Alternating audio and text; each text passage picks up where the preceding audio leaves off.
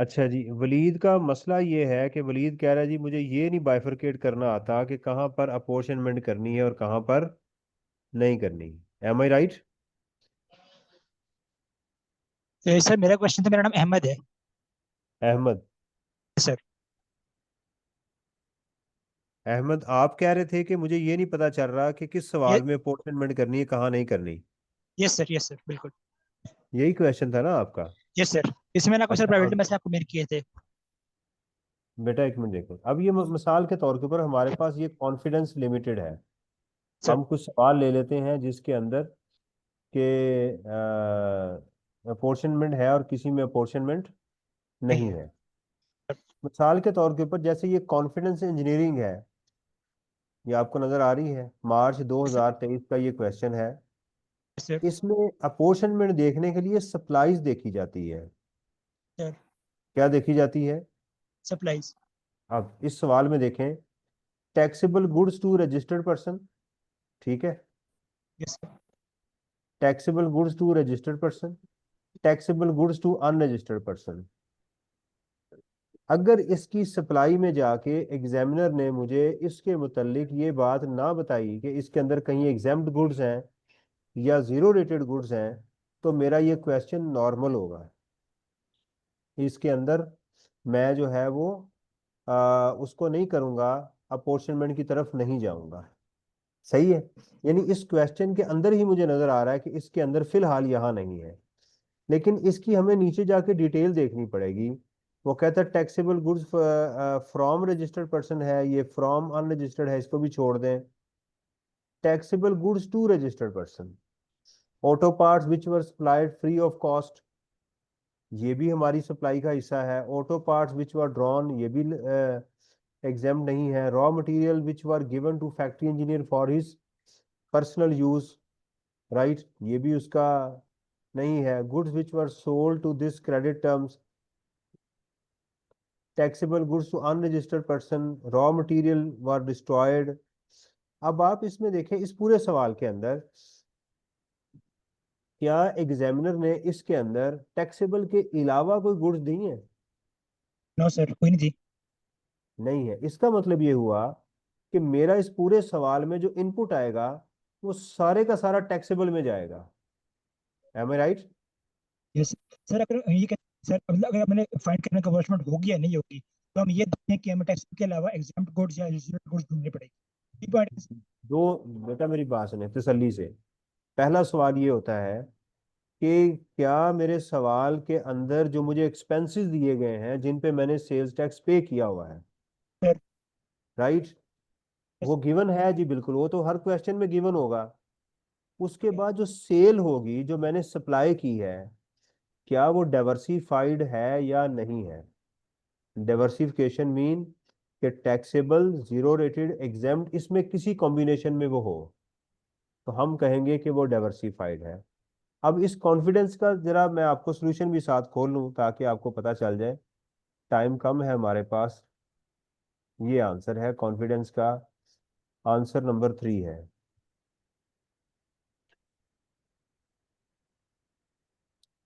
ये 23, ये 23 आ गया। ये कॉन्फिडेंस का कौन सा खोल लिया मैंने? क्वेश्चन नंबर 3 था कॉन्फिडेंस इंजीनियरिंग। अच्छा, क्वेश्चन नंबर 35 है, सॉरी। क्वेश्चन नंबर 31, 32, 33, 34,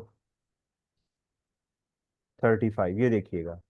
इस क्वेश्चन में एग्जाम इनपुट हमने कैलकुलेट करना शुरू किया अपने एक्सपेंसेस का। वो तो हम हर क्वेश्चन में ऐसे ही करते हैं, सारा करते गए और आउटपुट आ गई। और देखें आउटपुट में से ये जो इनपुट था वो हमने क्या कर दिया, सारा माइनस कर दिया। यहाँ कहीं अपोर्शनमेंट का इशू आया? अहमद,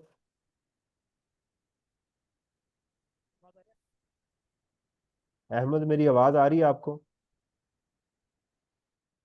अहमद का सवाल ये था कि सर मुझे इस बात की समझ नहीं आ रही कि मैं अपोर्शनमेंट कब करूं और कब ना करूं। तो हमने अभी एक सर आवाज आई आपको मेरी? जी अब आ रही है। जी अहमद, एक बात क्लियर होगी आपको? ये सर, ये बात क्लियर होगी मुझे। अच्छा, अब चलते हैं, हम एक ऐसा सवाल देखते हैं जिसके अंदर अपोर्शनमेंट का इशू जो है वो हमें मिले। उस क्या मैंने आपको कहा, कहाँ देखना आपने सप्लाईज को, ये देखो। ये क्वेश्चन है जी हमारा 32 वाला, मेहरबान एसोसिएट वाला। ठीक है सर। अब देखें, येलो कलर में आपको नजर आ रहा है taxable supplies to registered person, taxable goods to unregistered person, exempted goods to local unregistered person, export to UAE, export of exempted good to UAE. ये नजर आ रहे हैं ये तीन चीजें। राइट सर, ठीक है। अच्छा, अब देखिएगा कि भाई इसका, ये जो मैंने सेल की है, मैंने लोगों से टैक्स लिया होगा इसका, ये होगा सर। वो मेरा आउटपुट कहलाएगा। सर सही है। इसका मुझे इनपुट चाहिए, इस इतनी सेल करने के लिए, ये जो येलो कलर में है, इतनी सेल करने के लिए मेरा कितना खर्चा आया, मैंने इस सवाल में से वो ढूंढना है, सारा सारा ढूंढना है। एक तरीका तो ये है कि वो खर्चा मुझे एग्जामिनर अलग से कहीं दे दे, चलो भाई इन सेल के ऊपर मेरी रॉ मटेरियल इतना आया, मेरी बिजली का बिल का खर्चा इतना आया, मैंने प्लांट फलां इस्तेमाल किया, फिर तो मैं अपोर्शनमेंट नहीं करूंगा। सर। लेकिन अगर एग्जामिनर मुझे, अच्छा दूसरा ये जो एग्जाम्प्ट है, इसका भी मुझे अलग से एक्सपेंसेस दे दे, इसके एक्सपेंसेस भी अलग से दे दे। लेकिन अगर एग्जामिनर मुझे सेल की डिटेल तो दे रहा है, जिसके अंदर ये आउटपुट है, इसके अगेंस्ट मैंने इनपुट क्लेम करना है, इसका मैंने खर्चा ढूंढ के उसका सेल्स टैक्स मैंने जाया करना है, और सर इसके मैंने एक्सपेंसिव सेल्स टैक्स ढूंढ के वो रिफंड क्लेम करना है। अगर वो नहीं है तो मुझे क्या करना है कि अपना सारा इस सवाल के अंदर सारा जो इनपुट है वो पहले एज पर रूल कैलकुलेट करूंगा। कैलकुलेट करने के बाद इन जो मेरी ये जो सेल है, इसकी रेशो के मुताबिक मैं उस खर्चे को इनके आगे लिख दूंगा। इसका मेरा इनपुट बन जाएगा, इसका मैं जाया कर दूंगा, और इसका जो मेरा खर्चे का सेल्स टैक्स आएगा वो मेरा रिफंड में चला जाएगा। सही है। ये क्वेश्चन देखो 32, मेहरबान एसोसिएट वाला। हम चलते हैं 32 के ऊपर, 34, 32। ये देखो मेहरबान वाला। तो पहला सवाल क्या था कि भाई हमें पूरा खर्चा, ये सारे एक्सपेंसेस आ गए मेरे पास, एडजस्टमेंट आ गई, थर्ड सर काइंडली शेड्यूल। बताइएगा सर। सर जो ये आपको साइड शो हो रही है इनपुट टैक्स वाली, सर ये रेजिडुअल है नॉन रेजिडुअल है? ये अब रेजिडुअल रेजिडुअल कहलाएगी ना ये वाली। सर सारा रेजिजुअल इनपुट? इसलिए कहलाएगी, रेजिजुअल इसलिए कहलाएगी कि मुझे इनका पता नहीं है। रेजिजुअल से मुराद ये है कि वो तमाम खर्चे जो इन तीनों में इस्तेमाल हुए हैं, उनको कॉमन कह लें या रेजिजुअल कह लें, एक ही बात है। मुझे काइंडली ये बताइएगा सर, जो इनपुट हमने लिखा है प्लस सर जो सारा इनपुट एडजस्टमेंट वाला, वो सर सारा ही रेजिडुअल होगा ना? नहीं नहीं वो बेटा, भी? अगर इसके अंदर देखो मेरी बात सुनो, अब यहां पर उसने मशीन ए जो है ना, ये जो मशीन ए है, यस सर। उसने कहा कि ये 2 लाख की मशीन हमने परचेज की है, लेकिन ये एक्सपोर्ट में इस्तेमाल हुई है। जिस चीज का बता दिया जाए उसको रेजिजुअल या कॉमन नहीं कहते। सर अब ये देखें, machine B to manufacture taxable local as well as exempted goods, तो ये दो जगहों पर इस्तेमाल हुई है ये रेजिजुअल, लेकिन दो की। ये कॉमन है, ठीक है। इसका सेल्स टैक्स कॉमन है लेकिन दो जगहों पे। इसका कॉमन है ही नहीं, ये डायरेक्ट मेरा चला जाएगा मेरी जीरो रेटेड के अंदर, रिफंड में चला जाएगा इसका टैक्स। रेजिजुअल मींस कि अगर कोई आपका सेल्स टैक्स टैक्सेबल और एग्जाम्प्ट या जीरो रेटेड में कहीं इस्तेमाल हुआ है, उसको हम रेजिजुअल कहेंगे, और उसको हम उन दोनों हिस्सों में लेकर जाएंगे या तीनों हिस्सों में लेकर जाएंगे। सही है। Yes sir, okay. अब ये देखिएगा, जैसे ये मेहरबान एसोसिएट है, इसका वो सारा टैक्स हमने यहां पर ले लिया, जिसका हमें कुछ नहीं पता था कि कहाँ इस्तेमाल हुआ। उसके बाद हमने इन सेल को सेट किया, इसके हमने तीन हिस्से बना लिए, taxable, right, yes sir. Zero rated और एग्जाम्प्ट। ये एग्जाम्प्ट आ गई, ये जीरो रेटेड आ गई। तो यहाँ पर आप देखो तीन तरह की सेल आ गई। एक ये वाली आ गई मेरे पास, टैक्सेबल। एक मेरे पास आ गई एग्जाम्प्ट, ये वाली। और एक सर ये, मेरे तीनों को मिला के मेरे पास आ गई जीरो रेटेड। सही है। और यस सर। मेरे पास जो इनपुट टैक्स था, वो जो 9 लाख ये वाला था, वो मैंने इन रेशोज के अंदर, जो जो उसने एग्जामिनर ने मुझे कहा था, मैंने उसके अंदर डिस्ट्रीब्यूट कर दिया। और फिर मैं अपने न्यूमेरिकल के ऊपर चला गया। वही आपका तरीकेकार, आपका जो आउटपुट टैक्स है, ये वाला जो आपका टैक्सेबल गुड्स होंगी, उसका टैक्स आ गया, लेस इनपुट टैक्स, इनका जो आगे इनपुट टैक्स था वो, और 90% प्लस ब्रॉड फॉरवर्ड, ये सारी चीजें आप लेके आगे चल पड़े। और सर ये बताइएगा सर, जो चीज़ें हमारे पास रेजिडुअल नहीं होंगी, सर हम डायरेक्ट क्वेश्चन में ले आए तो सही होगा इस तरह? जी, वो डायरेक्ट क्वेश्चन है। जैसे मिसाल के तौर पे ये ब्रॉड फॉरवर्ड था पिछले महीने का, ये डायरेक्ट आपके क्वेश्चन में आया हुआ है, ये रिजिजुअल नहीं होता।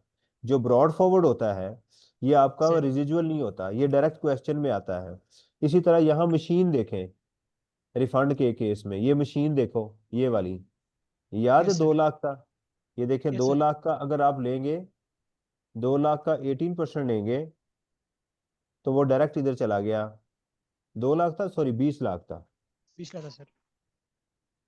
इंटू 0.18, तो ये देखो डायरेक्ट इधर आ गया। इसको तो हम अपनी मेन वर्किंग में लेके नहीं गए ऊपर, ये देखो यहाँ पर तो लेकर नहीं गए।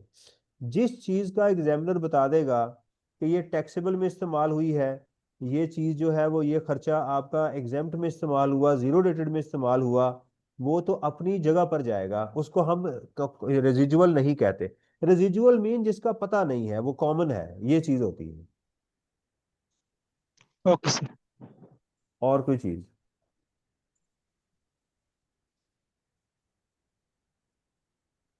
स्प्रिंग के जी अटेम्प्ट बेटा। रहा। सर ये क्वेश्चन नंबर 4 जो रहने वाला है, इसमें सर हमने किसका? ये रेहान क्वेश्चन नंबर 4 की मैं बात कर रहा हूँ, 2025 की अटेम्प्ट की।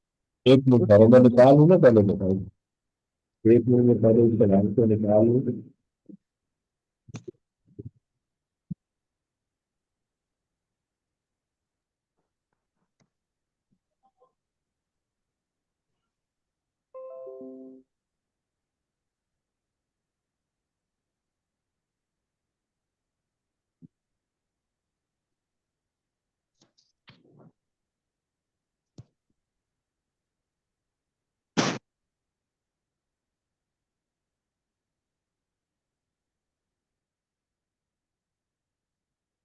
ये आपको नजर आ रही है? यस सर, आइए।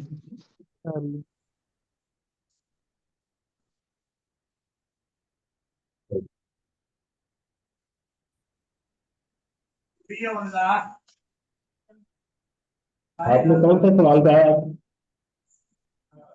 मेरा क्वेश्चन जो है सितंबर कह रहा हूँ, स्प्रिंग से सर, ये 2025 का भी जो अटेम्प्ट आया था रिसेंट, तो उसमें एक क्वेश्चन नंबर मिनट, 4। मैं 5 पेपर दे दूंगा यार। सितंबर कौन सा? 2025 का, ये वाला मार्च? हाँ जी सर, मार्च की बात कर रहा हूँ, स्प्रिंग की। मार्च की, ये आ गया, ये क्वेश्चन आ गया। नजर आ रहा है आपको?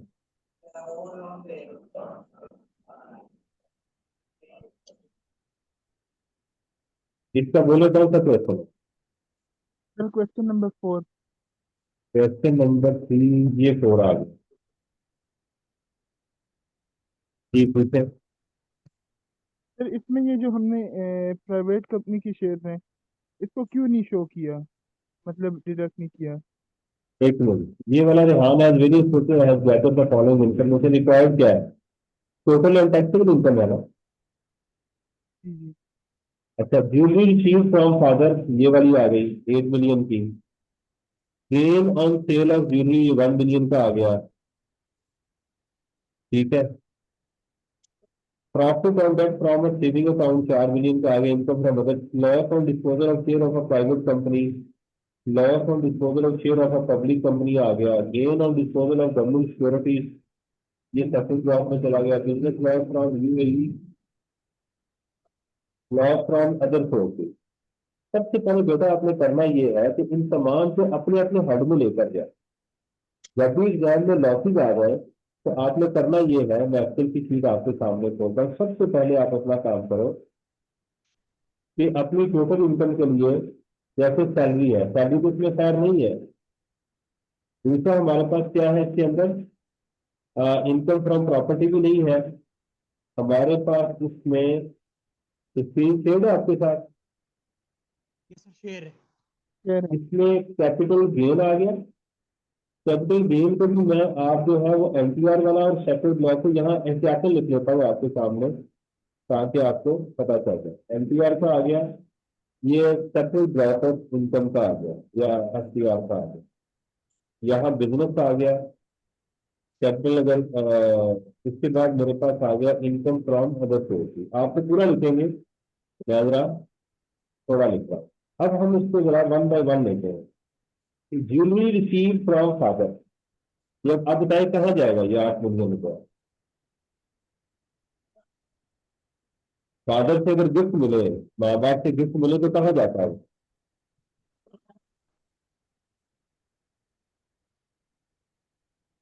रेगुलेशन रूल्स में सेक्शन 79।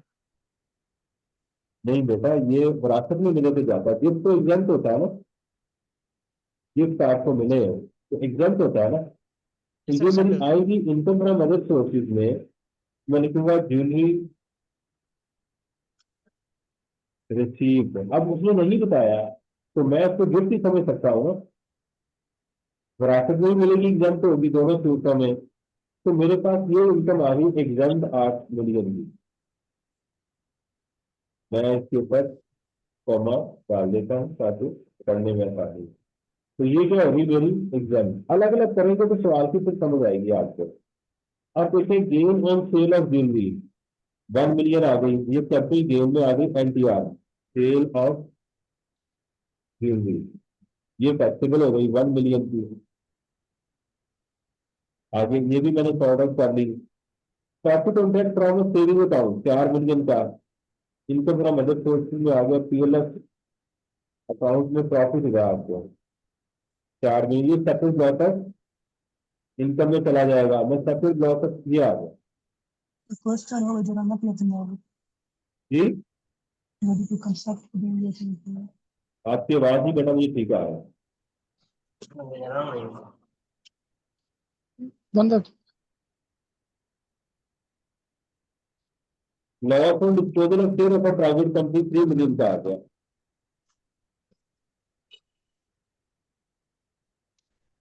लॉस ऑन शेयर, ये नेगेटिव में 3 मिलियन का आ गया। Loss on disposal of a public company, public company का भी आ गया, ये सेपरेट ब्लॉक में चला गया।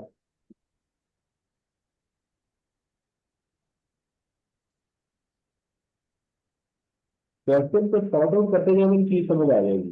Gain on disposal of government securities ये आ गई, ये भी सेपरेट ब्लॉक में है। गवर्नमेंट सिक्योरिटीज है ना, ये सिक्योरिटीज जो है वो पब्लिक कंपनी की रेगुलेशन में आती है, वो 5 मिलियन की आ गई। Business loss from UAE, business का लॉस आ गया जी आपके पास 7 मिलियन का। ये सर पीएलएस अकाउंट, ये सेंट्रल ऑफ इनकम में होगा ना, एसबीवाई क्या? PLS account. कौन सा? सर ये डेट वाला, लास्ट वाला ये है ना सर। ये पीएलएस अकाउंट वाला सेपरेट ब्लॉक में होगा ना ये प्रॉफिट एंड लॉस ये वाला, सर। ये सेपरेट ब्लॉक में है ना। लॉस आपने वहाँ फ्रॉम मेंशन अदर नहीं किया। Sources, loss from other sources, यहाँ से भी लॉस आ गया 2 मिलियन का। अब देखो जरा, पहले तो 4 मिलियन को यहाँ से हम निकाल देंगे, क्योंकि ये सेपरेट ब्लॉक में है ना, तो इसको मैं अलग कर लेता हूँ। ठीक है। उसके बाद बिजनेस का जो लॉस है, ये इस साल किसी और हेड ऑफ इनकम में एडजस्ट हो सकता है। सही है। अच्छा, उसके बाद देखो कि पब्लिक कंपनी का जो लॉस है वो इसके गेन में एडजस्ट हो सकता है। पब्लिक कंपनी का लॉस पब्लिक कंपनी के सिक्योरिटीज का लॉस सिक्योरिटी अगेंस्ट एडजस्ट हो सकता है, तो ये दोनों जब एडजस्ट होंगे तो बाकी बचेगा -1 मिलियन। तो ये कैरी फॉरवर्ड होगा क्योंकि ये सिक्योरिटीज का लॉस किसी और में एडजस्ट नहीं होता।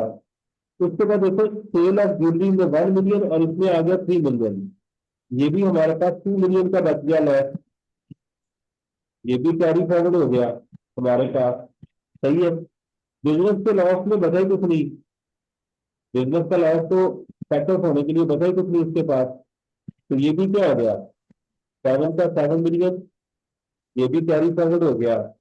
तो हमारा जो लॉस था ये वाला जाया हो गया, उसके पास सेट ऑफ होने की ऑप्शन थी, लेकिन ये सेट ऑफ किसमें हो, उसके पास ऊपर गेन ही कोई नहीं पड़ा हुआ। तो लिहाजा हमारी जो टैक्सेबल इनकम आएगी, टोटल इनकम, वो सिर्फ ये वाली इनकम आएगी दिस वन, और यही टोटल इनकम आनी चाहिए इसका जवाब में, ये आएगी इस क्वेश्चन के अंदर। अब बताएं आपका क्या क्वेश्चन।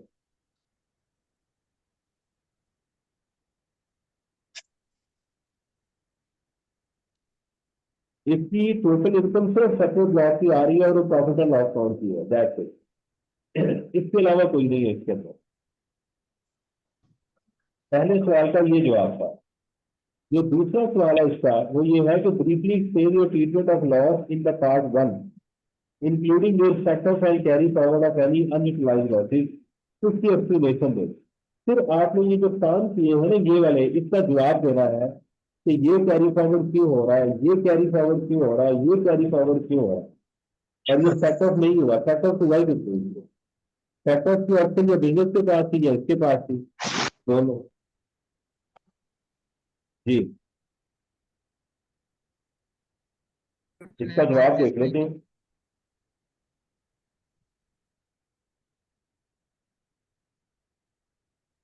क्वेश्चन नंबर 2 और 3 4, टैक्सेबल इनकम उसने क्या लिखी है जी, यहाँ पर टोटल इनकम तो 0 कर दी इसने, ये देखिएगा। ठीक है, टैक्सेबल इनकम वही 4 मिलियन उसने लिखी है, लेकिन गलत जवाब दिया है यहाँ, नेगेटिवली आएगी। ये देखिएगा ये वाली जो थी टैक्सेबल, ये उसने जवाब में गलत लिखा है, ये नेगेटिव नहीं होनी चाहिए, ये तो पॉजिटिव होती। देखो टोटल इनकम का जवाब आ गया 0। ठीक है, ये वाला तो हमने भी 0 ही निकाला है।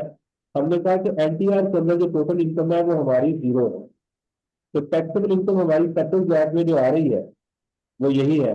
मेरे ख्याल में इसका जवाब टोटल इनकम और टैक्सेबल इनकम 4 मिलियन ही बनता है। और दूसरा चीज देखिएगा कि इसके रिप्लाई में नीचे उसने उसकी रीडिंग बता दी है सारी। ठीक है, कैरी फॉरवर्ड कितना हुआ, ये वाला। अच्छा, ये था भी फॉरम का टॉल, ये तो सेटअप होना भी नहीं था, ये था भी फॉरम में था, यूएई में था। तो फॉरम के लॉसेस फॉरम के गेम में ही एडजस्ट होते हैं, ये इसका जवाब था। और बताएं। सर बिजनेस में काइंडली वो जो है ना पोर्शन सर मार्जिनल कॉस्ट और ऑब्जर्वेशन कॉस्ट वाला, ऑब्जर्वेशन के लिए आपका होता है क्लोजिंग स्टॉक और मार्जिनल क्लोजिंग स्टॉक होता है सर, वो वाला आप रिपीट कर दिए काइंडली। जी, सर बिजनेस के अंदर ना जो सर एंड पे है ना कि आपका क्लोजिंग स्टॉक जो मार्जिनल पे है ऑब्जर्वेशन पे है सर, वो वाला वो पूरा पॉइंट करके रिपीट कर दें अकाउंटिंग जो होता है। अच्छा, यानी कि आपका जो क्लोजिंग स्टॉक है वो किसके ऊपर होगा। यस सर, वो वाला है सर, वो वाला पॉइंट रिपीट कर दें काइंडली। अगर जो आप सेल है, सेल में से आप लेस करते हैं, इनका सवाल ये है कि मार्जिनल और बैचलर का क्या टिकेगा, इसमें आप लेस करते हैं cost of sale, cost of sale. Cost of sale में एक होता है ओपनिंग स्टॉक, और इसमें आप ऐड करते हैं परचेजेस, और इसमें आप लेस करते हैं क्लोजिंग स्टॉक। सही है। Okay sir. अच्छा, मिसाल के तौर के ऊपर आपकी सेल है 1 मिलियन की, ओपनिंग स्टॉक ये हम ऊपर लिख लेते हैं इसको, और आपका जो ओपनिंग स्टॉक है वो है फॉर एग्जाम्पल 2 लाख का, परचेजिंग है आपकी 5 लाख की, क्लोजिंग स्टॉक है आपका 3 लाख रुपए का। ठीक है, मैं इसको तो हम इसका करेंगे कॉस्ट ऑफ सेल में ओपनिंग स्टॉक, और हमारा कॉस्ट ऑफ सेल आ गई 4 लाख रुपया। हमारा जो ग्रॉस प्रॉफिट है वो हो जाएगा 6 लाख रुपया। उसको हम कहेंगे ये हमारा जीपी है, ग्रॉस प्रॉफिट है। एक्सपेंसिव माइनस करेंगे तो यहाँ पर नेट प्रॉफिट बिफोर टैक्स आ जाएगा। फॉर एग्जाम्पल कि आपका नेट प्रॉफिट जो है वो 1 लाख रुपया आ गया, आपने एडमिन एक्सपेंसिव को माइनस किया, आपने यहाँ से 5 लाख रुपया एडमिन एक्सपेंसिव को माइनस किया, तो आपका ये वाला नेट प्रॉफिट बिफोर टैक्स आ गया। सही है। लॉ ये कहता है कि आपका जो ओपनिंग स्टॉक है ये पिछले साल का क्लोजिंग होगा। यानी अगर हम यहाँ पर बात करें 2026 की, तो पिछले साल का 2025 का जो क्लोजिंग स्टॉक होगा वो कितना होगा, 2 लाख रुपया।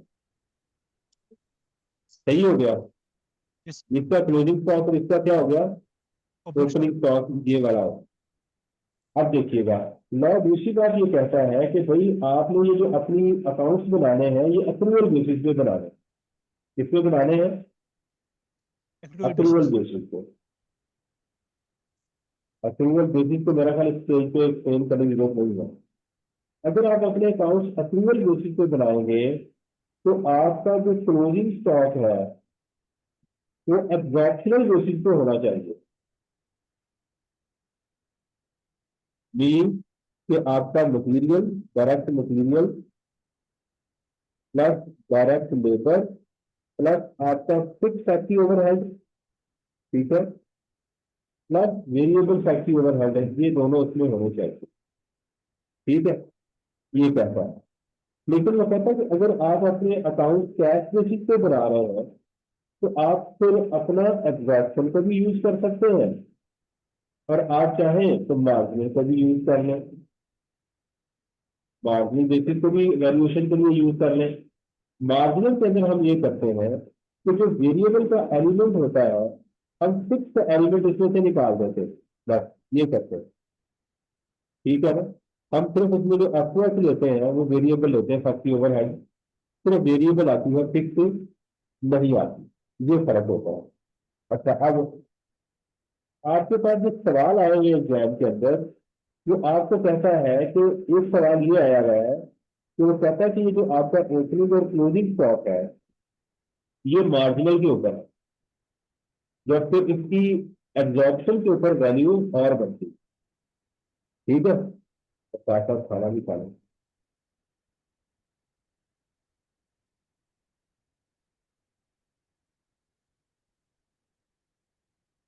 तो वो कहता है कि भाई ये जो आपका स्टॉक है ना, अकाउंटेंट ने गलती से उसको किस पे रखा हुआ, दोनों को मार्जिनल के ऊपर रखा हुआ है।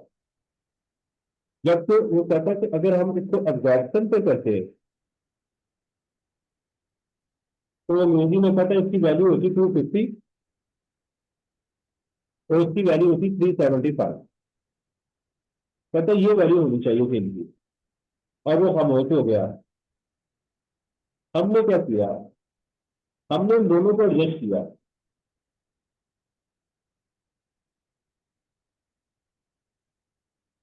देखो,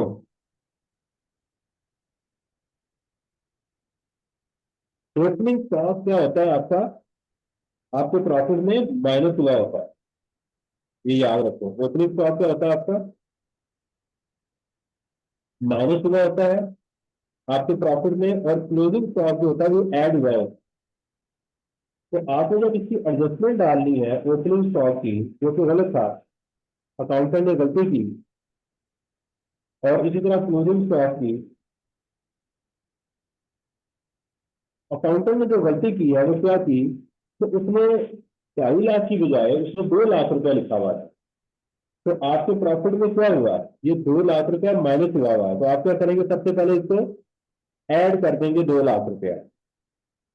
असल अमाउंट क्या थी, 250, जो माइनस होनी चाहिए थी। आप इसको क्या कर देंगे, 250 को माइनस, तो हम कहेंगे हमने ओपनिंग स्टॉक को टैक्स के मुताबिक ठीक कर दिया। अब आते हैं क्लोजिंग स्टॉक के ऊपर। क्लोजिंग स्टॉक हमारे प्रॉफिट में क्या होता है, इसके अंदर मैं इसको ग्रीन कर दूं ताकि समझ आपको। हमारे प्रॉफिट में क्या होता है, ऐड होता है। तो आप क्या करेंगे क्लोजिंग स्टॉक में, उस वैल्यू को माइनस कर देंगे ताकि इसका पहले अवसर निकले। असल वैल्यू क्या थी 350, उसको आप ऐड कर देंगे। तो हम कहेंगे कि हमारा जो नेट प्रॉफिट था वो चेंज होके हमारी बिजनेस इनकम में आ गया। बिजनेस इनकम में ये ये तो हम कहेंगे कि हमने अपने प्रॉफिट को टैक्सेबल बिजनेस इनकम में कन्वर्ट कर दिया। ये वाली चीज, ये बात समझ आई आपको?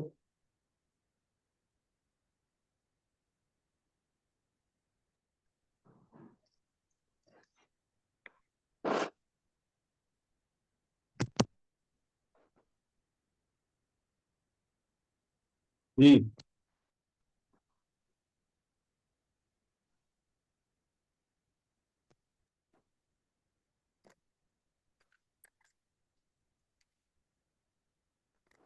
जी बेटा बताएं, तो नहीं समझ आई?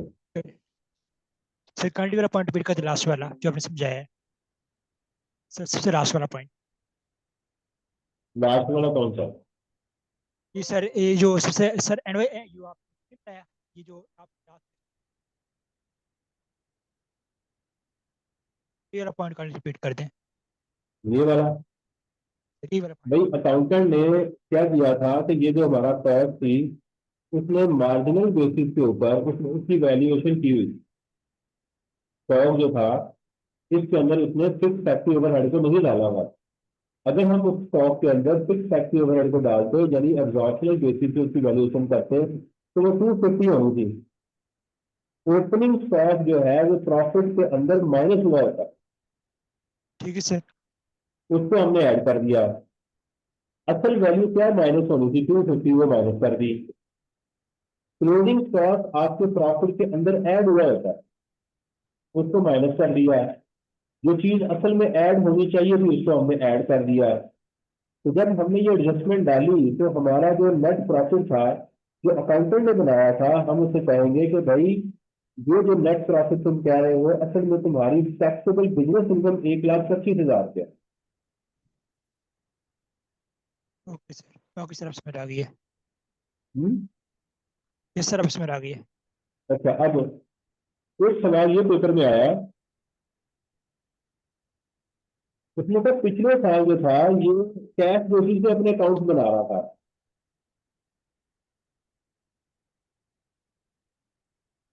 पिछले साल अपना अकाउंट कैसे बना रहा था? Cash basis. इस साल उसने अप्रूवल बेसिस पे अकाउंट बना रहा है। हम बता ठीक है, इसका मतलब ये हुआ कि पिछले साल ये जो मार्जिनल कैश बेसिस पे जो अकाउंट बना रहा था तो ओपनिंग स्टॉक बिल्कुल ठीक है, इसमें गलती नहीं है। क्योंकि पिछले साल का क्लोजिंग स्टॉक इस साल का ओपनिंग हो गया क्योंकि उसने अपना मेथड चेंज किया। अब हम यहाँ पर ओपनिंग स्टॉक की एडजस्टमेंट फिर नहीं डालेंगे, हम कहेंगे इस वैल्यू में कोई गलती नहीं है, मिस्टेक यहाँ है, इस गलती को जो ठीक करेंगे क्वेश्चन के अंदर। ये एक दफा सवाल पेपर में आया है। फिर काइंडली क्लियर कर देना कि सर अगर लास्ट ईयर पे हमारे पास कैश बेसिस हो और जो हमने इस्तेमाल किया हो अब्जॉर्प्शन हो, तो फिर नेक्स्ट ईयर हम कर ले एक्रूवल, तो ये वो गलत होगा। अगर पिछले साल कैश बेसिस है उस साल अप्रूवल बेसिस है तो आप ओपनिंग स्टॉक को नहीं छेड़ेंगे, वो जिस मर्जी बेसिस पे बना हुआ हो। ओके सर, ठीक है सर। और कोई सवाल?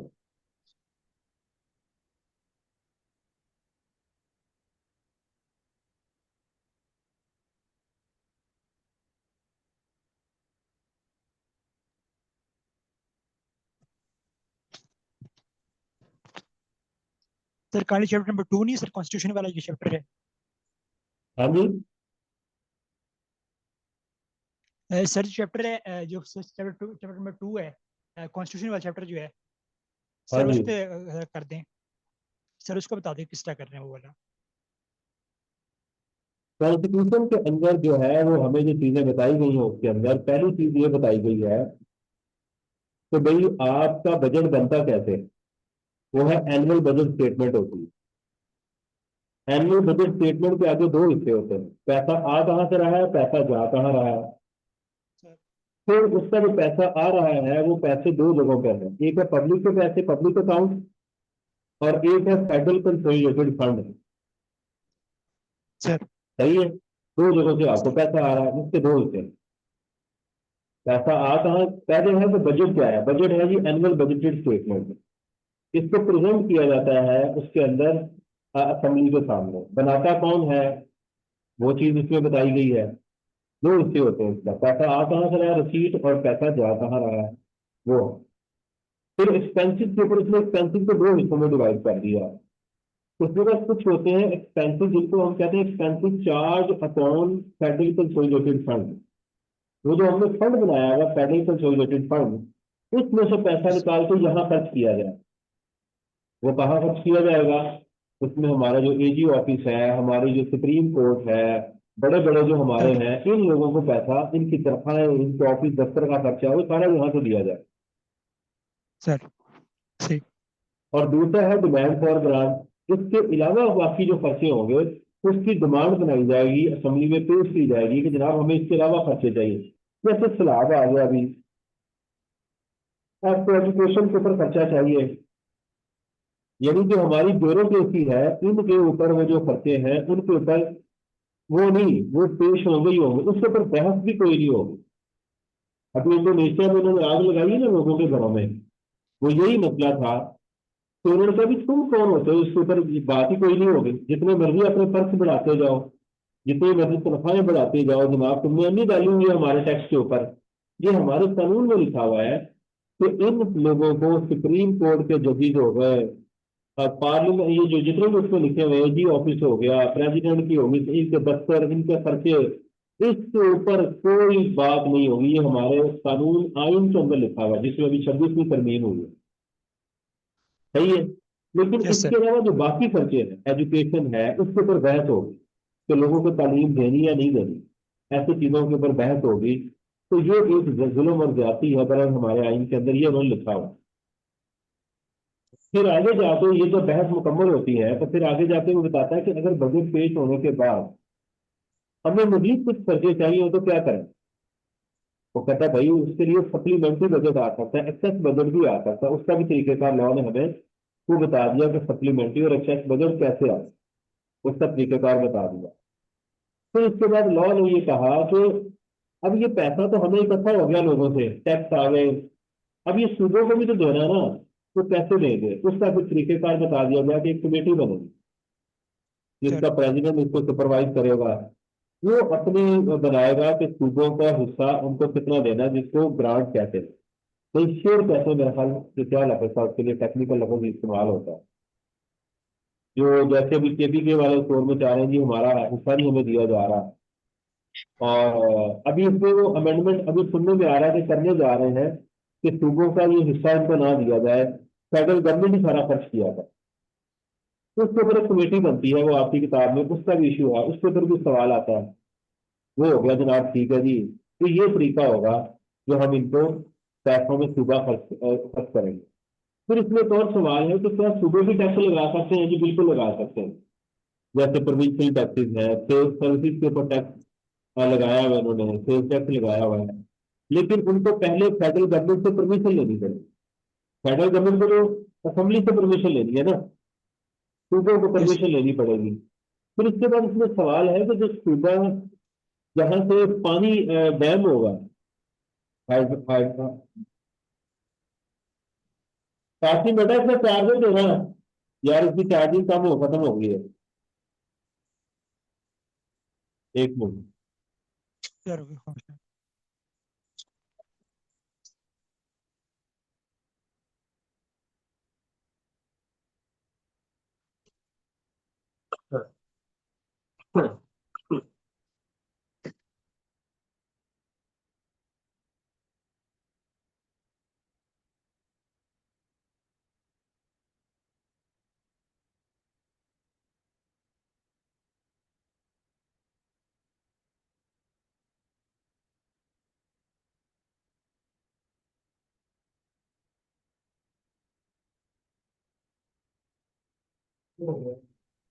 अच्छा जी, तो कितनी देना है गाड़ी में कितनी देना?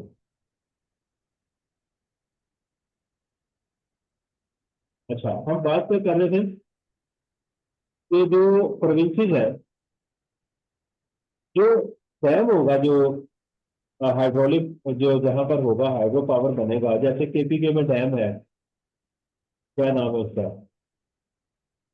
अब लॉ ने ये कहा कि जो जहां से तेल निकलेगा या गैस निकलेगी, वो हम फेडरल गवर्नमेंट को नहीं देंगे, वो सूबे का हिस्सा होगा। यानी बलोचिस्तान से गैस निकली, वो उनकी है, उसके जो पैसे होंगे, उसका जो रेवेन्यू होगा, वो सूबों को दिया जाएगा, तेल का भी। जहां पर वो डैम होगा पानी का, उसका रेवेन्यू भी उनको दिया जाएगा। ये भी हमारे सिलेबस में शामिल है। फिर उसके बाद ये एक आखिर में लिस्ट दी हुई है उन्होंने कि आइन के तहत कौन कौन से टैक्सेस लगाए जा सकते हैं, वो वाले भी इसमें शामिल है।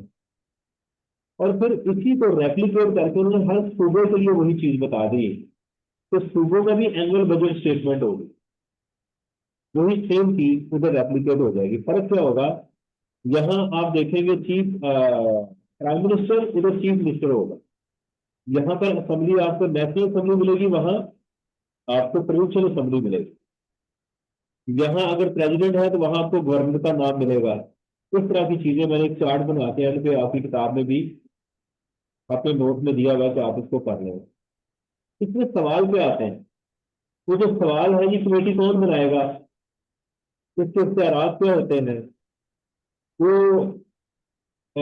उसकी जो उसके अंदर अमेंडमेंट करनी हो तो कौन करेगा, उस कमेटी के मेंबर कौन से होंगे जो सूबों को उनका हिस्सा देंगे, उनका शेयर उनको ट्रांसफर करेंगे। इसमें यह सवाल होता है कि जनाब जो वो कौन से एक्सपेंस है जो फेडरल कंसोलिडेटेड फंड से लिए जाएंगे, जिनको कहते हैं expenditure charge from federal consolidated fund. Annual budget statement क्या होती है, उसके हिस्से कितने होते हैं, और ये जो पब्लिक अकाउंट होता है उसके अंदर कहाँ से पैसा आता है, गवर्नमेंट के सोर्सेज, रेवेन्यू के सोर्सेज क्या है, लेजिस्लेटिव लिस्ट क्या है, यानी जो टैक्सेस गवर्नमेंट ने लगाए हैं वो कौन से हैं। ये चीजें इसके अंदर जो है ना वो इंपॉर्टेंट है, जो एग्जाम में आ चुकी हुई है।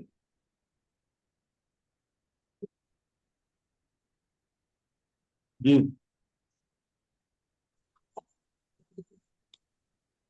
सर वो ना बोनस शेयर और डिविडेंड का बता दें।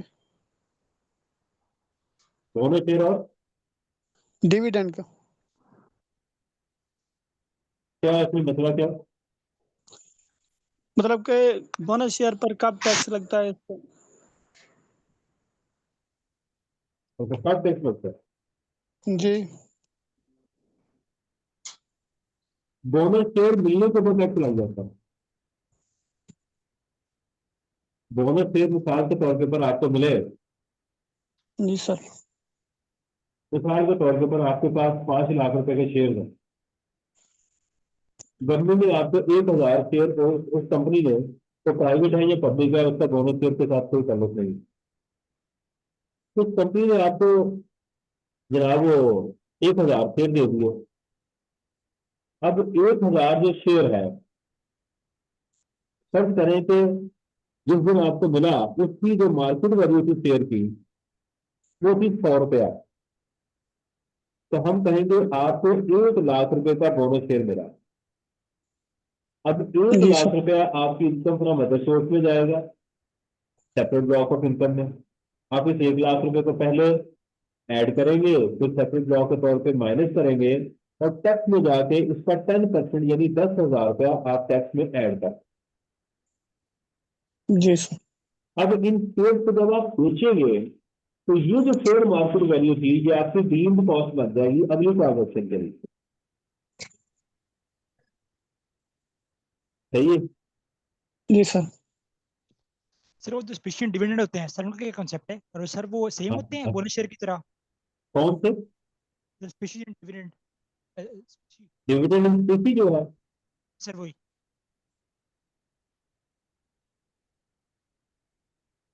सर, वो सेपरेट ये ब्लॉक में होते हैं या उनका भी नॉर्मली बेटा, होते हैं? उनका भी सेम बोनस की तरह ट्रीटमेंट होता है तो कंपनी आपको किसी और कंपनी के शेयर दे देती है फ्री में।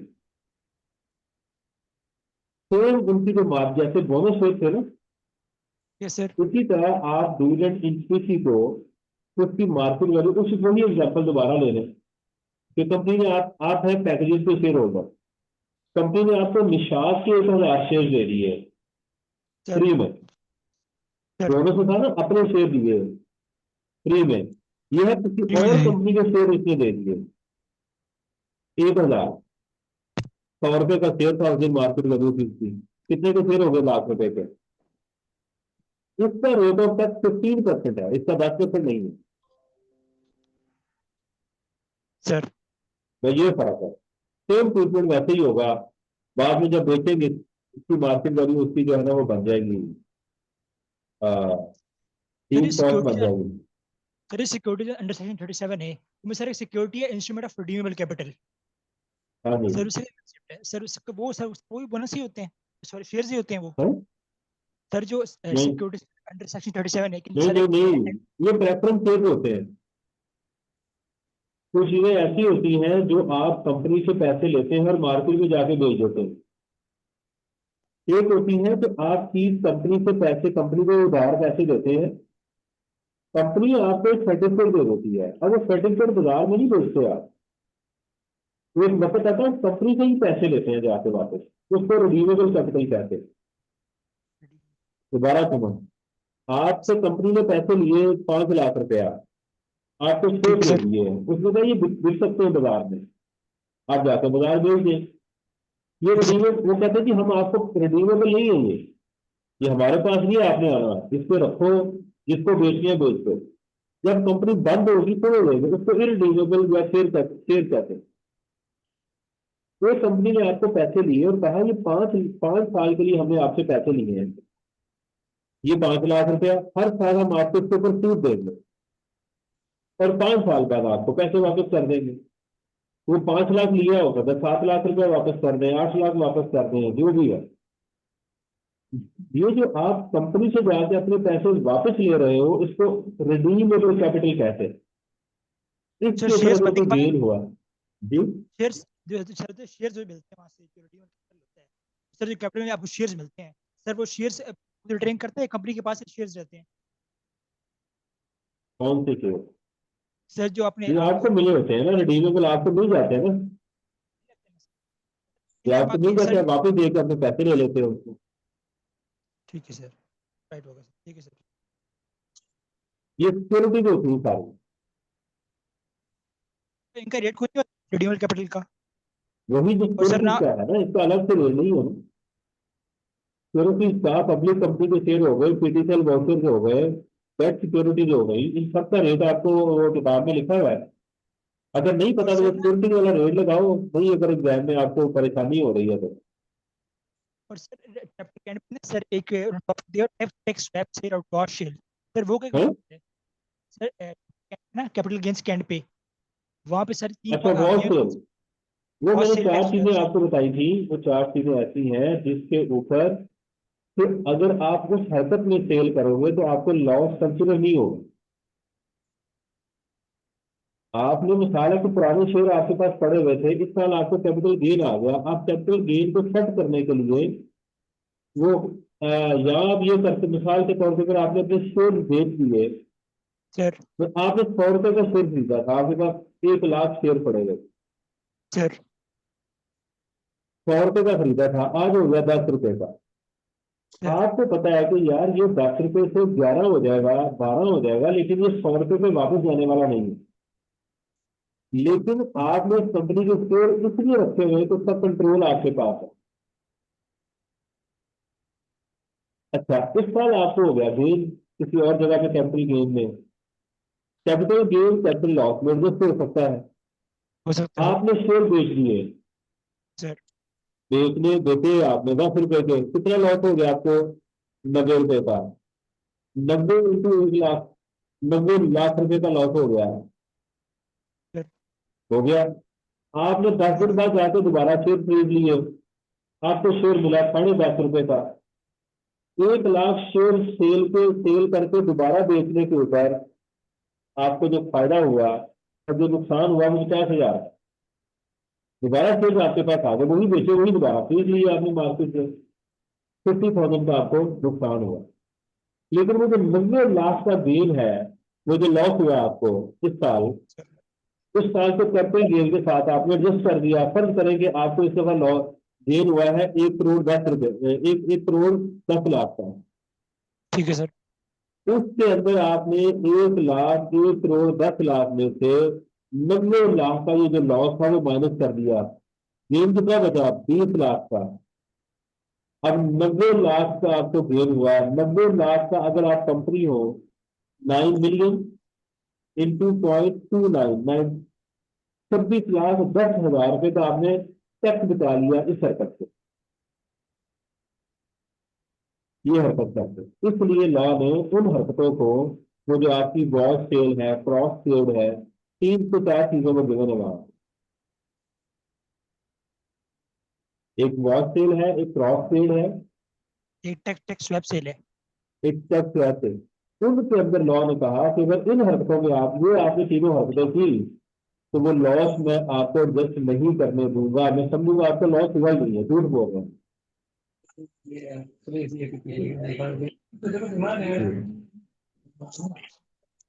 और सर ये ना अ, लाइफ पॉलिसी वाला, ये इसका क्या कोई ट्रीटमेंट होता है सैलरी में? किसका? Life insurance policy. नहीं, कोई ट्रीटमेंट नहीं मिलता। जी सर। सर अंडर सेक्शन 7 नहीं, और सर जो नॉर्मल कैपिटल एसेट डिफाइंड किए हैं सर, में फर्क क्या है? मतलब सर डेफिनेशन दोनों याद करनी है हमने। किसमें? सर जो अंडर सेक्शन 7 नहीं, उसकी अलग से डेफिनेशन दी हुई है, और सर एक शुरू मुझे में दी है समझ नहीं आ कैपिटल रही। कैपिटल सर जो सर केस वाला चैप्टर है, सर शुरू में डेफिनेशन दी है कैपिटल गेन्स की, कि कैपिटल हाँ गेन जी, डिफाइंड एज एसेट्स, और सर एक 7E के साथ डेफिनेशन दी हुई है। बेटा 7E तो सेक्शन ही और, सेक्शन ही और है। सेक्शन ई 7E तो दुनिया और, उसके अंदर लॉ ये कहता है भाई कि आपके पास जितने भी इमूवेबल प्रॉपर्टी है ना, उनको लिख लो सारी से। क्या करो? इमूवेबल प्रॉपर्टी सारी लिख लो। ठीक है। लिखने के बाद उसमें से कारोबार की जितनी लैंड और बिल्डिंग है वो निकाल दो। मिसाल है आपका स्टोर रूम है, फैक्ट्री है, ऑफिस है, दुकानें हैं, वो सारी निकाल दो, माइनस कर सर दो। उसके बाद वो प्रॉपर्टी जिससे आपको रेंटल इनकम आ रही है, उसको भी निकाल दो,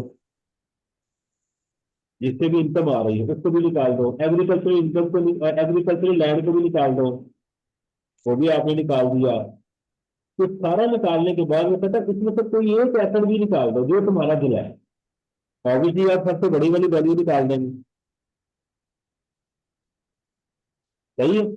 यानी अपनी सर सारी इमूवेबल प्रॉपर्टी को लिख लो, उसमें से ये वाली सर चीजें निकाल दो। वो सर प्रॉपर्टी जो आपने इस साल खरीदी है और उसके ऊपर आपने 236K में एडवांस टैक्स दिया, वो भी निकाल दो। बाकी जो आपके पास बची, उसमें से एक मैंने कहा जब सारी निकाल दो, एक एसेट और निकाल दो अपनी मर्जी से। अब देखो आपका जवाब क्या है।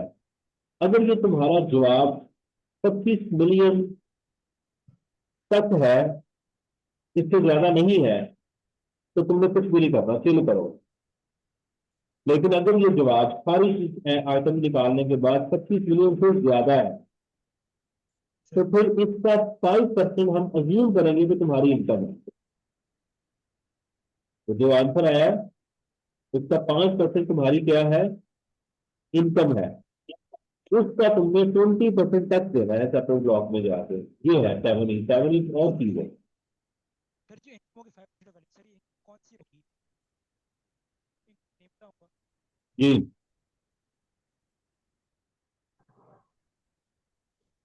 सर ये ना अगर हम एग्जाम्प्ट गुड्स की एक्सपोर्ट करते हैं तो वो एक्सपोर्ट की नहीं जाएंगी? सेल्स टैक्स की बात कर रहे हो?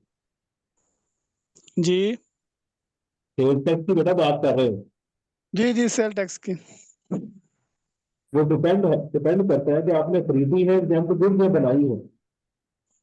आप बताओ आपने खरीदी है या बनाई है? जी वो मैन्युफैक्चर बनाई है। फिर वो जीरो जीरो हो जाएंगे, रिफंड मिलेगा उसका, जी सर। क्योंकि उसके बिल जो आपने बिजली का बिल मिल गया, उसका बिल जो दिया हुआ वो आपको रिफंड मिल जाएगा। लेकिन अगर आपने एग्जाम तो बुक खरीदी ही है, मिसाल है किताब खरीदी, किताब फॉर एग्जाम्पल एग्जाम है, आपने एक्सपोर्ट कर दी, तो आपने तो टैक्स दिया ही नहीं, वापस क्या लेंगे भाई? वापस वो देंगे जो आपको दिया हुआ है।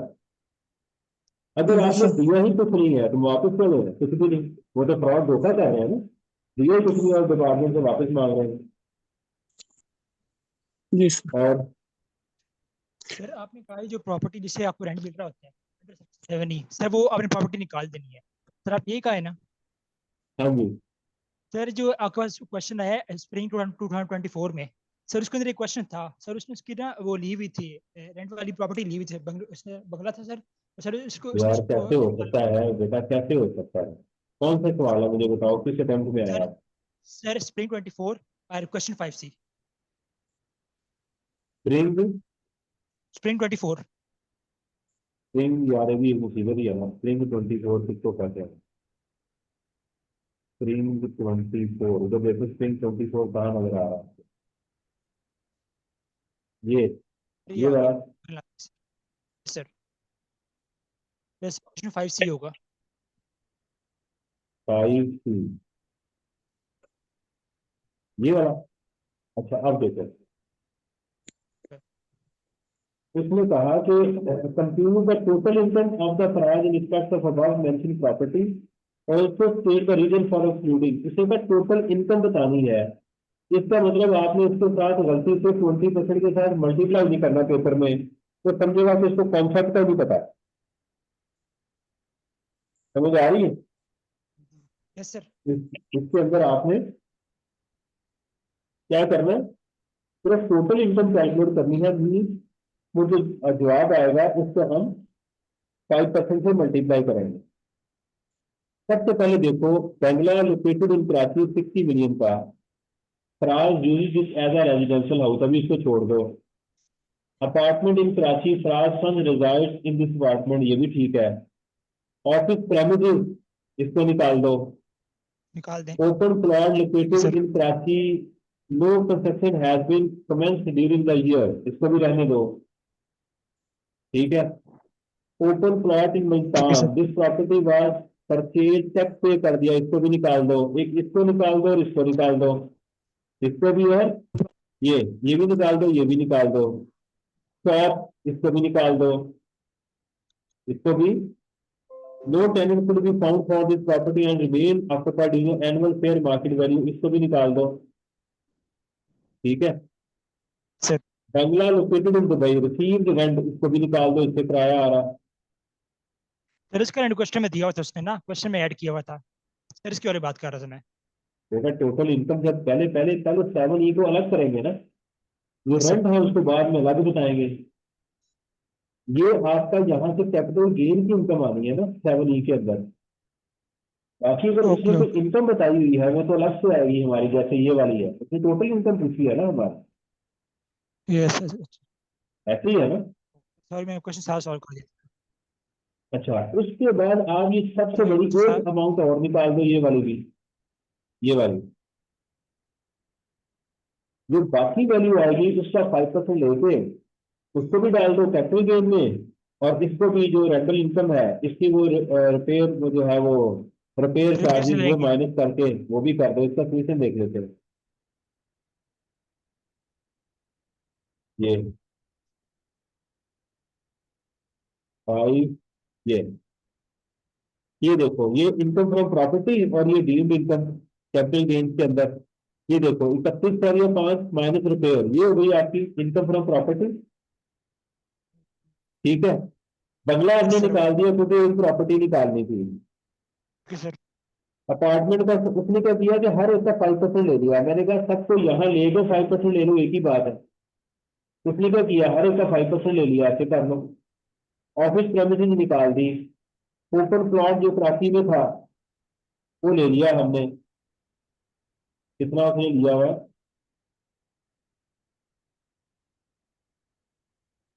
ये सॉरी 12 का ये ले लिया आपने। ओपन प्लॉट इन मुल्तान, ये इसलिए क्यों निकाला?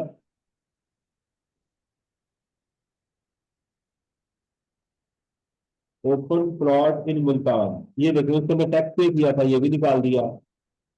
सही है। शॉप लोकेटेड इन लाहौर, ये देखिएगा, ये शॉप थी।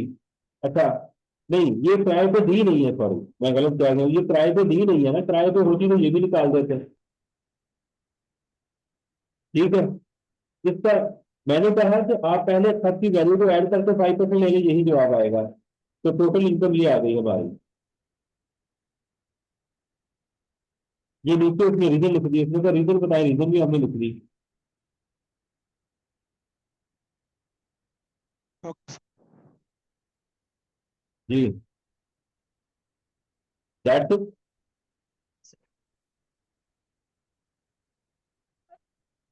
काइंडली सर एक और बात बताइए सर, अब सर हम रिव्यूइंग का शुरू करें, सर पहले कौन सा करें, बाद में कौन सा करें, पहले इनकम टैक्स करें, सेल टैक्स करें, या कॉन्स्टिट्यूशन वाले चैप्टर्स करें?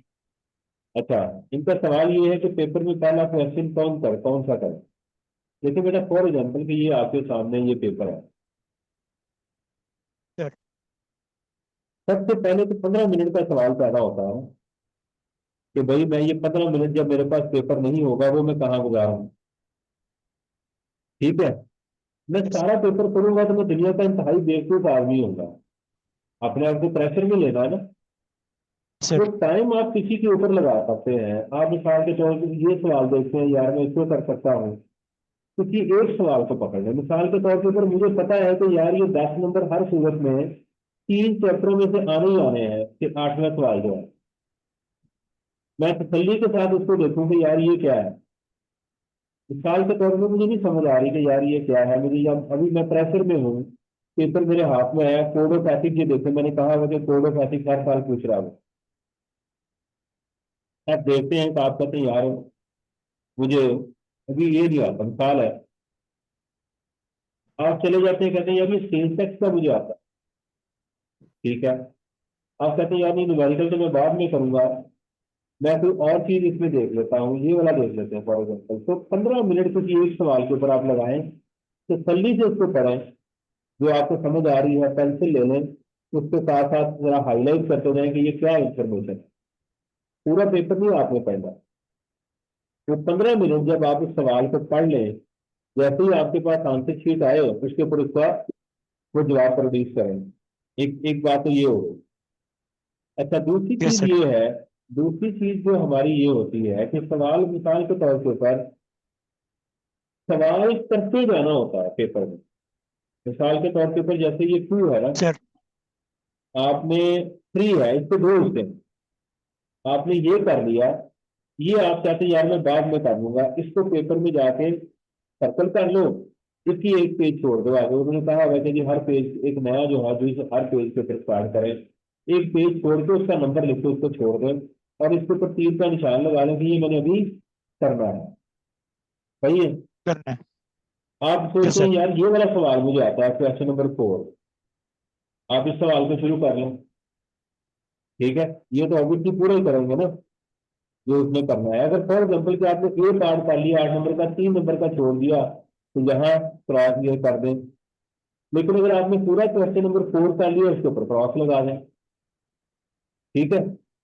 एग्जाम के अंदर यस जाके सर। नहीं सोचा जाता मुझे कुछ आता है या नहीं आता, एग्जाम के अंदर तो फिर करना होता है भाई सब कुछ, जो आता है फिर आपने करना होता है। एग्जाम के अंदर इतना टाइम नहीं होता सोचने का। फिर आपने क्वेश्चन 5 पकड़ लिया, 5 का आपको बी पार्ट आता था, ए नहीं आता था फॉर एग्जाम्पल, या दोनों आते थे, दोनों कर लें। जो आता है जो आ रहा है करते जाए। Apparently, they could discuss the chargeability of tax or they also discuss whether it's money required to file income tax return or not. कहते हैं हाँ यार ये तो मुझे आता है। ठीक है। आप इसको करना शुरू कर दिया आपने, इसकी रिक्वायरमेंट पड़ी under discuss the tax implication A branches in Kuwait and Syria.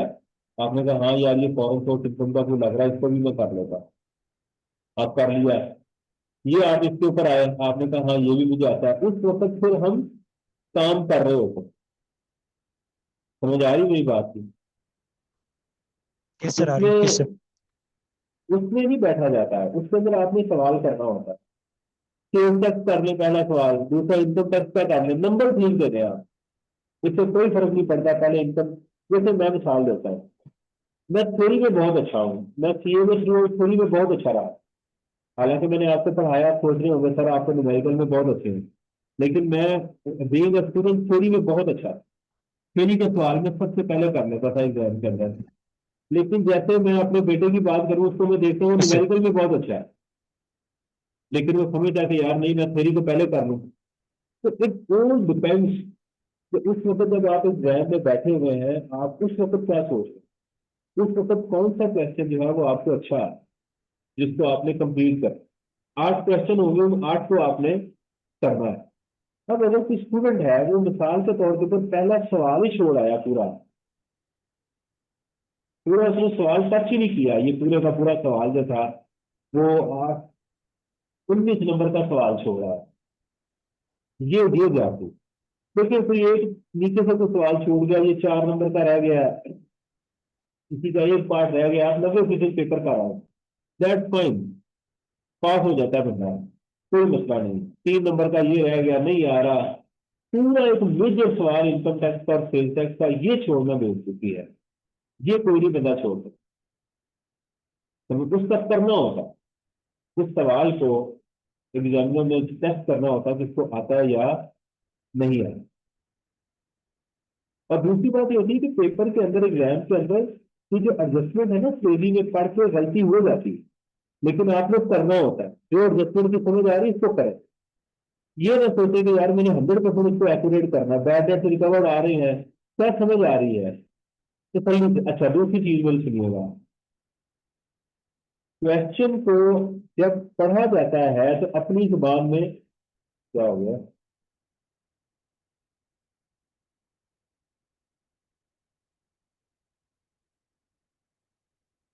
Sorry meeting मेरे से बात हो, रिकॉर्डिंग हो रही,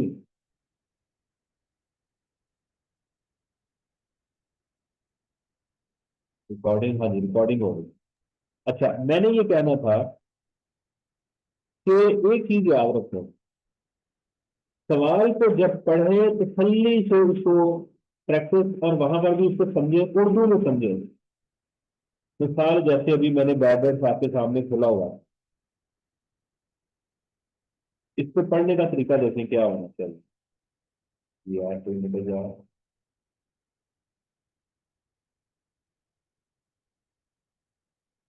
मिसाल है, इसको मैं पढ़ता हूँ, पैराग्राफ रिकवर्ड, मैं इसको अपनी जुबान में पढ़ूंगा, पैसे मिल गए, मरे हुए पैसे मिल गए मुझे, तो मैंने क्या करना, यार इसको तो मैंने, अकाउंटेंट ने क्या किया होगा, ऐड किया होगा, यार इसको मैंने माइनस करना।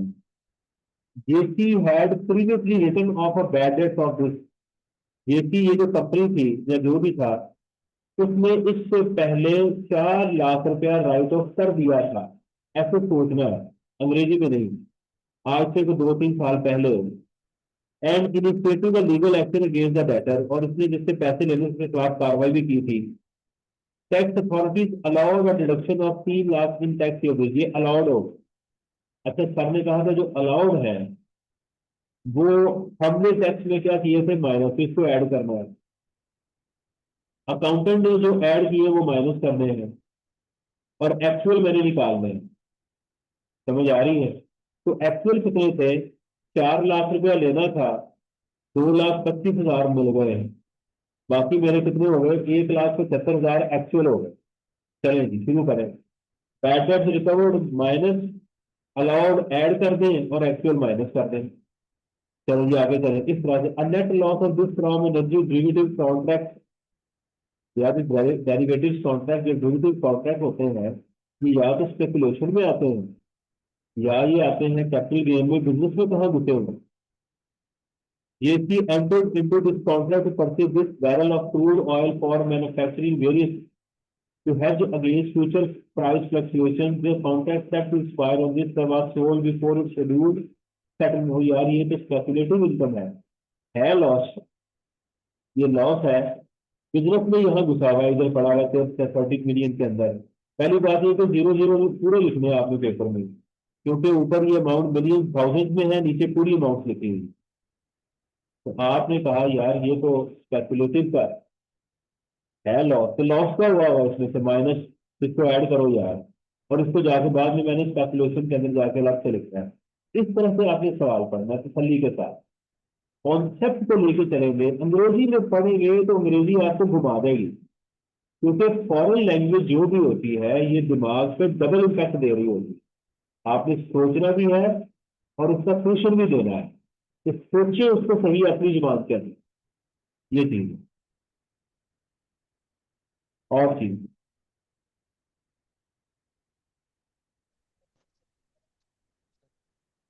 जी, इट्स ओके।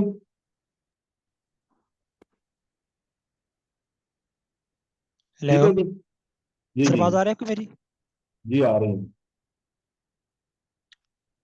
हेलो सर, आपको मेरी बात आ रही जी बेटा आ रही है आवाज, बोले। आप कहाँ पर हो इस वक्त, आपकी लोकेशन क्या है पाकिस्तान में? है? सर मैंने ये पूछना था कि सर अब आपकी लोकेशन बेटा क्या है पाकिस्तान में? सॉल्व करें। जी, सर अब रहने दिया सर, थ्योरी वगैरह ही कर लें बस अपना। मैंने आपकी 10 और लोकेशन चैप्टर पूछी कि 16 आप से। पाकिस्तान में किस लोकेशन पे हैं, ये पाकिस्तान से बाहर है?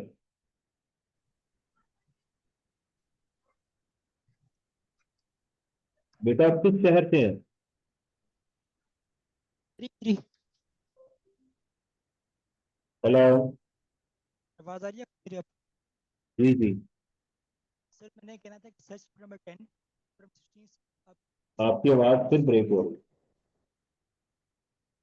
सर अब आ रही है आवाज? ये आ रही बेटा, आप किस शहर से हो? सर अब आवाज आ रही है आपको मेरी? अब सही आ रही है? जी जी। जी जी।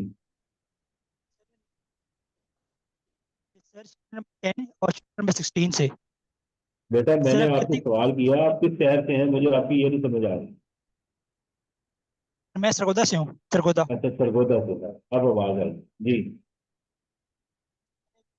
कि sir chapter number 10 and 16 solve करें। आपकी आवाज, आपके पास लगता है नेट का बहुत इशू है, मुझे बार बार आपकी आवाज ब्रेक हो रही